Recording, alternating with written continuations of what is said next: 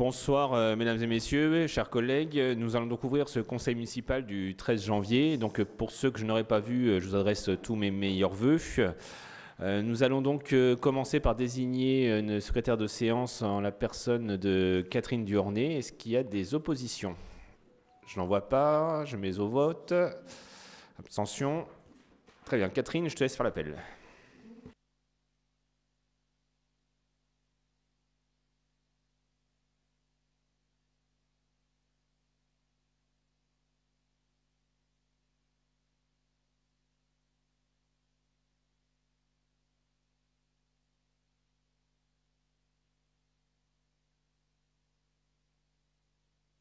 Madame Poulain-Denise. Oui, excusez, procuration à Agnès Delalande. Madame Bougon Marie-France. Monsieur Duval Patrice. Madame Baril Evelyne. Madame Choune Brigitte. Madame Joré Christine. Madame Duornay Catherine, présente. Madame Poussier-Winsbach. Anne-Marie Agnès. Monsieur Maheu Reynald, excusez, procuration à Monsieur Florentin Conny. Madame Vengeon Stéphanie. Monsieur Flamand Éric. Monsieur Fiquet Jonathan. Monsieur Hôpital Jean-Baptiste. Pouvoir. Excusez, procuration à Jean-Marie Demandion. Très bien. Monsieur Valérie Mathias. Madame Lepelletier Montaigne. Présente. Monsieur Louise et Jacques. Excusez, procuration Monsieur Bosco. Madame Cachard Lambert. Madame Ligaudin Isabelle Laure. Madame Martin Bénédicte. Madame Cuisnier Céline. Monsieur Bosco Ismaël. Monsieur Fournier Victor. Excusez, procuration à Evelyne Baril. Madame Teberne Heidi Anouchka. Monsieur Leclerc Didier.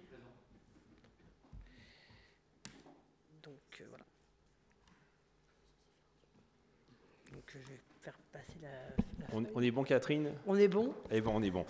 Alors je vous propose l'adoption du procès-verbal de la séance du 9 octobre 2024. Est-ce qu'il y a des remarques ou des annotations? Monsieur Leclerc.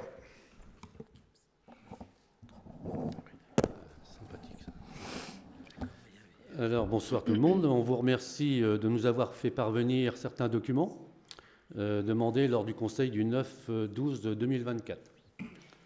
Cependant, il manque les organigrammes complets de l'ensemble du personnel de 2023 et de 2024. Quand on vous demande organigramme complet, ce n'est pas uniquement les chefs de service, hein, c'est évidemment l'ensemble des organigrammes. Autre pièce manquante, le rapport social unique. Nous avons reçu celui de 2023. Il manque les RSU de 2021 et de 2022.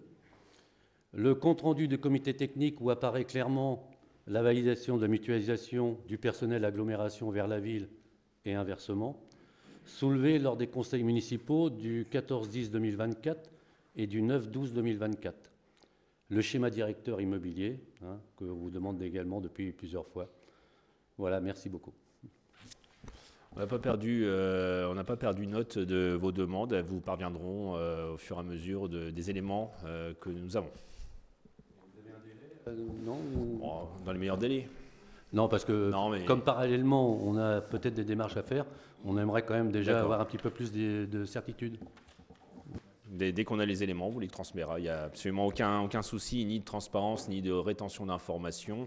Il y a juste même à collecter des informations auprès de la collectivité et des services. Madame Ligaudin. Bonsoir à tous et à toutes, et bonne année, parce que c'est important quand même. Alors nous prenons la parole suite à l'article du Paris-Normandie concernant l'appel d'offres qui va être effectué par la ville sur le site de l'ancien casino. Il y a plusieurs choses qui nous interrogent. Alors, sous la forme, c'est vrai que ça commence à être un petit peu insupportable de pouvoir avoir des communications institutionnelles de la ville aux Fécampois et aux Fécampoises sur un sujet aussi important via un article uniquement accessible aux abonnés. Et voilà, c'est quelque chose qui nous interroge comme choix de communication institutionnelle. Sur la forme aussi, on a du mal à imaginer que sans passer par un débat au conseil municipal et en se contentant d'une commission interne, n'ayant aucune valeur juridique auquel je participais, qu'il laissait émerger 2 critères impératifs qui étaient la conservation du bâtiment et je crois de mémoire la conservation de 31 places de parking, qui étaient à l'époque les seuls 2 critères qui avaient été présentés à la commission. Donc voilà, on se demande comment vous avez pu imaginer que ce serait suffisant pour en arriver là où nous en sommes. Alors nous, on attendait avec confiance la suite. Une présentation de l'appel à projet, peut-être sur une autre commission, au conseil municipal, et pourquoi pas une concertation citoyenne pour débat au vu de la dimension affective que ce lieu revêt au sein de la ville. Après, il y a un questionnement sur le fond. Il y a un questionnement un petit peu démocratique quand même, parce qu'une fois encore, on prend comme exemple la fin de la cantine municipale en régie, vous tentez de nous priver d'un débat sur des projets majeurs d'aménagement de notre ville. Alors vous avez dit dans votre article, on ne veut pas imposer ou trop écrire de choses pour permettre encore une fois à l'exploitant de se faire son modèle économique d'exploitation. Alors j'avoue que les bras nous en tombent un peu des mains, parce que de là à penser que la capacité de la majorité et de penser l'aménagement de notre ville et de son attractivité uniquement dans un développement commercial ou du divertissement, on y est presque. Hein. Parce qu'attendre des propositions de la part de partenaires privés, et non pas d'ailleurs des partenaires, puisque vous avez dit, je cite, pour une activité que l'on veut large de la part d'une entreprise, ça ne nous rassure pas beaucoup sur la vision politique. Alors ça a même tendance à nous conforter aussi dans la pensée que pour vous, les Fécampois et Fécampoises ne peuvent pas être force de proposition. Excusez-moi de vous couper, mais c'est pas l'ordre du jour non, ce soir. Non, pas du tout. D'accord, donc c'est pas l'ordre du jour. C'est dans l'actualité, on va dire. L'actualité, c'est lié aux vœux de la municipalité et au discours que j'ai pu c'est porter. Vos vœux, je n'ai pas eu autre communication que ce discours des vœux que la presse a repris sur une thématique.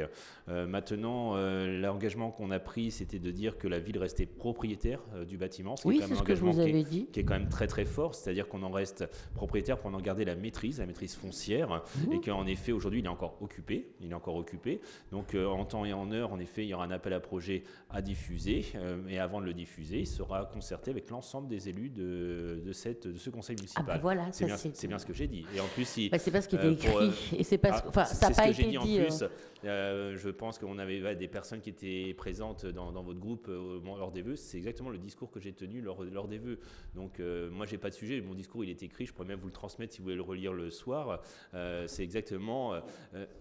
bon d'accord, je sais que ça a été encore un peu long si j'ai cru comprendre les commentaires que j'ai pu avoir, mais en effet c'est un sujet qui est important, qui doit être débattu, puisque là-dessus il n'y a jamais eu, c'est pour ça que vous avez c'était pas du questionnement, c'était une affirmation que vous aviez, alors Isabelle, mais ça doit être un sujet qui doit être débattu, parce qu'en effet il y a un affect par rapport à ce lieu-là, et c'est aussi un lieu très stratégique. Par contre, c'est un emplacement d'exception quand même. Et aussi une des orientations, c'est de ne pas le scinder, de ne pas le saucissonner, ce bâtiment, pour avoir quelque chose de peut-être cohérent. Ça, c'est les 2 critères qui avaient été posés à la commission, qui venaient de votre part, qui étaient on ne bouge pas sur le bâtiment doit rester tel quel, et les 31 places de parking. Par contre, il n'y avait jamais eu, à ce moment-là, une vision liée à une entreprise et une seule entreprise. Et aujourd'hui, il n'y a pas d'autre vision que les éléments que j'ai pu évoquer pendant les vœux. Donc, il n'y a pas une communication particulière. Ce bâtiment est encore occupé aujourd'hui, parce que tout le transfert n'a pas été effectué encore de matériel. Il reste encore des petites choses à régler, vous imaginez bien, avec un tel déménagement.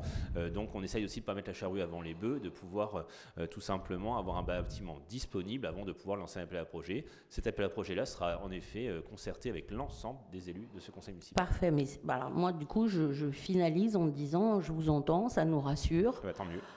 Et c'est important, je pense, sur un bâtiment comme ça. Mais du coup, je pense que je ne suis pas la seule, on n'est pas les seuls à considérer comme une communication institutionnelle qui peut être dit dans le Paris-Normandie sur des sujets aussi brûlants. Moi, je n'ai pas communiqué autre chose que le discours des vœux. Bon, relisez l'article. Alors, moi, je peux bien relire votre discours, mais je vous invite à relire l'article. Vous pouvez faire comme ça le parallèle entre les deux, mais en effet, tout ce qui a été évoqué pendant les vœux a été repris dans l'article, forcément, mais c'est vraiment, je n'ai pas évoqué autre chose que ce que j'ai dit dans les vœux. Je ne sais pas si dans les vœux, vous aviez évoqué que ce serait une entreprise avec une activité, je ne pense pas. C'est ce qui a été dit dans l'article. Je pense que c'est ça qui est interpellant pour la plupart des gens. On a raison d'en débattre en temps et en heure. Merci en tout cas. Merci. Alors ce soir, ce qui nous réunit dès ce 13 janvier, c'est à nouveau la délégation de service public du cinéma, puisque nous avons en effet 2 délibérations à passer ce soir. Vous expliquer aussi peut-être le contexte. Donc Jean-Marie, je te laisse la parole.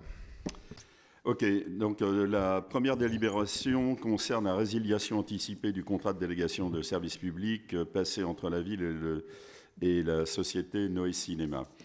Comme vous le savez, la ville est propriétaire du cinéma de centre-ville, le Grand Large, et c'est la société Noé Cinéma donc, qui gère cette délégation de service public depuis 23 ans. Le dernier avenant qui date de 2020 prévoyait, qui était une prolongation de cette délégation pour la construction d'une salle supplémentaire avec un investissement de 314 000 euros.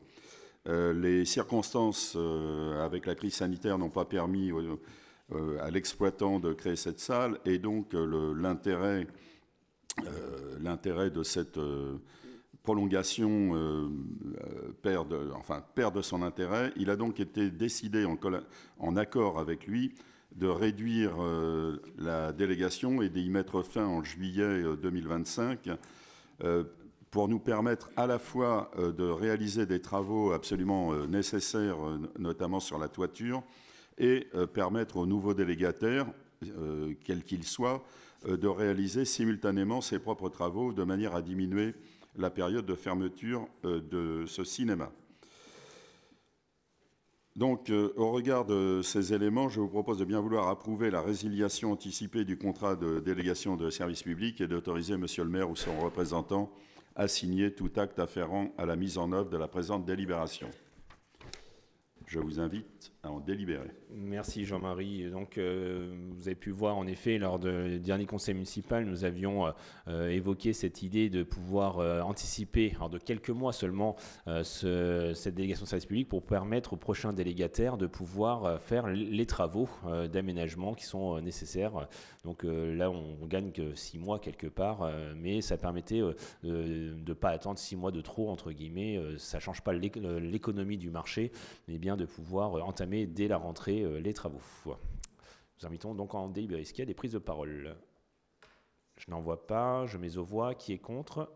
Qui s'abstient? Unanimité, merci. Donc rappelez quand même aux Fécampois qui nous regardent que cela permet d'avoir une continuité aussi du cinéma. C'est-à-dire que fin de contrat à la date du 31 juillet, début du nouveau contrat au 1er août. Il y a une continuité. C'était pour rassurer, parce qu'il y a eu beaucoup d'incompréhension lors de notre dernier conseil municipal. Pour la prochaine délibération, Jean-Marie? Alors, nous avons déjà passé une délibération le 9 décembre dernier concernant le futur appel d'offres pour la délégation de service public qui démarrera au 1er août 2025. Nous avions prévu des seuils de durée en fonction des investissements. Pour mémoire, pour 1 million d'investissements, nous prévoyons 10 années de délégation, pour 1,5 million, 15 années, et pour 2 millions, 20 ans. Il s'avère qu'après étude plus approfondie des coûts, les coûts seraient inférieurs à ceux qui étaient prévus. Nous avons donc nous vous proposons de réduire ces seuils. Donc la solution de base qui était la plus basse devient maintenant la plus haute à 1,6 million pour 18 ans de délégation. En variante, l'investissement à 1,3 million permettrait d'avoir une DSP de 15 ans et la plus basse à 850 000 qui serait la variante 2 pour une durée de délégation de 10 ans. Voilà les différences par rapport la décision que nous avions prise précédemment. Dans les obligations, enfin dans les demandes qui seront dans l'appel d'offres, le concessionnaire devra notamment veiller à l'accès à la culture qui devra être favorisé par des tarifs attractifs du cinéma, développer une programmation art et essai ambitieuse en coordination avec le Centre national du cinéma et de l'image animée, et d'une manière plus générale, ce que le cinéma alimente le rayonnement économique et culturel de la commune. Une répartition claire des rôles et fonctions entre concédants et concessionnaires, notamment en termes de prise en charge financière des investissements d'entretien-maintenance, du gros entretien-renouvellement et de la prise en charge des fluides. Donc, les délégations de services publics sont soumises par l'autorité délégante à une procédure de publicité permettant la présentation de plusieurs offres concurrentes. Le choix du délégataire est réalisé par l'exécutif et doit être ensuite validé par l'Assemblée délibérante. En définitive, déléguer la gestion de services implique de bien négocier afin d'établir un meilleur contrat, de bénéficier de l'expertise technique et de compétences avérées dans le domaine considéré, de contrôler la bonne exécution du contrat, d'adapter le contrat aux évolutions du service dans le cadre de négociations. En conséquence, nous vous proposons de bien vouloir approuver le principe de la concession de délégation de services publics, d'approuver les caractéristiques essentielles des prestations que devra assurer le délégataire et d'autoriser M. le maire ou son représentant à lancer et conduire la procédure de passation de la délégation de services publics pour le financement et d'autoriser M. le maire ou son représentant à signer tout acte afférent à la mise en œuvre de la présente délibération et nous vous invitons à en délibérer. Merci Jean-Marie. Est-ce qu'il y a des prises de parole? Madame Martin. Oui, je vous remercie. Nous avons eu l'occasion d'en débattre en commission, mais je voudrais rappeler ici ce que je vous ai dit alors. C'est-à-dire qu'on a passé, enfin, vous avez présenté une délibération en décembre, vous présentez une délibération en janvier, quelques semaines, 3 semaines, pour des conditions de travaux qui ont quand même pas mal changé, puisqu'on parle de 400 000 euros. Donc, simplement, je m'interroge sur pourquoi avoir proposé une délibération en décembre, puis avoir fait des études approfondies après la délibération. D'autant que vous avez été accompagné par un cabinet, me semble-t-il. Donc, je ne sais pas, peut-être demander une réduction de la facture au cabinet. Ça semble quand même, c'est une somme, 400 000 euros. Donc, là-dessus, nous aimerions avoir des explications. Après, les critères que vous avez annoncés, Monsieur de Mondion, sont des critères minimums. Nous avons eu l'occasion d'en débattre. Nous regrettons toujours qu'il n'y ait pas les critères d'éducation à l'image, et notamment des films jeunesse. Nous regrettons qu'il n'y ait pas des critères d'événements, de festivals, d'avant-première, comme c'est le cas aujourd'hui. Nous regrettons qu'il n'y ait pas aussi une obligation de partenariat avec les associations ou les forces vives du territoire. Et nous sommes toujours aussi étonnés par votre volonté que le cinéma fasse rayonner, participe au rayonnement économique de la commune, dont nous considérons que ça n'est pas son rôle. Merci. Oui. Puisque nous en avons déjà débattu, je vais vous faire une réponse qui sera un peu similaire. Mais je pense que s'il y a des entreprises qui auront l'occasion d'écouter nos discussions de ce soir, elles pourront s'inspirer de tout ce que vous venez de dire pour les mettre dans leurs propositions. Et donc, c'est tout l'intérêt de la forme que nous avons mis à cette consultation, c'est de laisser la liberté totale aux gens qui répondront à cet appel d'offres, de proposer, selon leur sensibilité, selon leur connaissance de la ville, selon leurs compétences dans leur domaine, d'avoir justement toute possibilité de faire toutes les propositions qu'ils souhaiteront, et ce qui nous permettra, derrière, d'avoir un jugement des offres qui sera une analyse de tout ce qui sera proposé par ces entreprises. Donc là, vous venez de leur donner des pistes, je vous en remercie. Et je précise aussi, comme je vous l'avais dit, que si nous avions fait un cahier des charges ultra précis, il suffisait aux entreprises de répondre « nous serons conformes au cahier des charges » et ensuite on avait comme jugement qu'une partie économique, ce qui ne nous intéresse absolument pas. Ce qui nous intéresse, c'est la capacité des gens qui répondront à l'appel d'offres de faire des offres culturelles les plus intéressantes possibles pour la commune. Donc, plus on laisse la liberté et plus on a de chances d'avoir des offres variées et originales. C'est un débat que nous avions eu en commission, mais c'était important de pouvoir le réitérer publiquement. Et moi, je souscris totalement à ce que dit Jean-Marie. En effet, on aura plus de liberté de choix que d'avoir dans une consultation, parce que là, on est dans le cadre d'une consultation, quelque chose qui soit trop contraint. Si on met beaucoup trop d'éléments, finalement, tous les candidats vont répondre à la même chose. Et il n'y aura que le prix, finalement, qui va faire la différence entre les différents candidats, ce qui n'est pas souhaité, en tout cas. Pour revenir à votre première question, qui était celui du coût, 400 000 euros, soit c'est un coût, mais c'est aussi une estimation affinée des besoins réels. C'est-à-dire que l'idée au départ, c'était de mettre une barre un peu haute, peut-être un peu trop haute, justement. Et le risque derrière, c'est de ne pas avoir de candidat. C'est ça aussi le sujet. Donc nous avons pu aussi prendre la tâche de notre AMO dans ce sens-là. Et après consultation de notre AMO, donc assistance à maîtrise d'ouvrage, pour changer l'acronyme, c'était d'avoir l'offre la plus juste et la plus affinée en tout cas. Et c'est celle qui vous est proposée ce soir. Vous auriez dû prendre leur attache avant décembre. Ça nous aurait évité un deuxième conseil en janvier. On n'aurait pas eu le plaisir de se voir ce soir. Est-ce qu'il y a d'autres prises de parole? Je n'en vois pas, je vais mettre aux voix. Qui est contre? Qui s'abstient? Unanimité, merci. Alors, on me fait remarquer que je n'ai pas mis aux voix l'approbation du procès-verbal. Donc, chose que je vais faire. Concernant le procès-verbal, qui est contre? Qui s'abstient? Unanimité, merci. Donc nous passons à la troisième délibération. C'est aussi une des raisons pour lesquelles nous nous voyons ce soir, puisque nous avons donc, comme vous tous, vu le drame qui se passe chez nos compatriotes de Mayotte face au passage du cyclone Chido qui a dévasté totalement l'île. Et donc l'association des maires de France a appelé les communes et intercommunalités à participer à la solidarité nationale pour soutenir la population de Mayotte. Donc ces communes et ces élus essentiellement.